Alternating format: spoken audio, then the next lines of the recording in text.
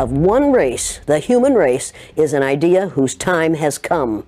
We are not going to be able to stop it no matter what they do. They can elect Trump after Trump after Trump, and that will not stop the idea that there's only one race on the face of the earth. It's the human race, and we are all members of it.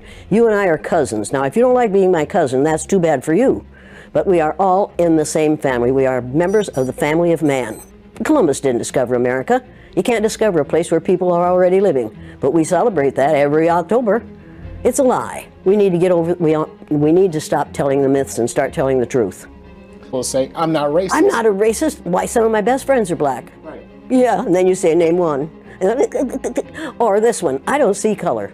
And when some woman says to me, I don't see color, I say, I knew that. If you saw color, you wouldn't dye your hair that way. Or I say, if you saw color, you wouldn't wear that shirt with those pants. I believe that you don't see color. It's an attempt to deny skin color. And it's an attempt to deny what's wrong with seeing the color of my skin.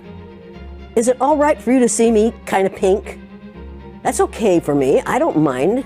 And I suspect that you don't mind being seen the color you are. You have a right to be what you are.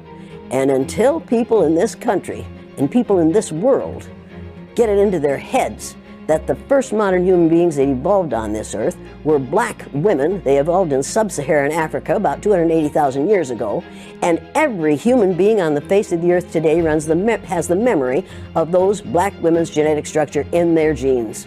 Now, we don't want to admit that, but that's the way it is. And as people moved farther and farther from the equator, their bodies produced less and less melanin, so their hair, their skin, and their eyes got lighter. As they moved into the east, they ate a lot of fish and a lot of vegetables, so their skin took on a different tone. My husband worked in a supermarket.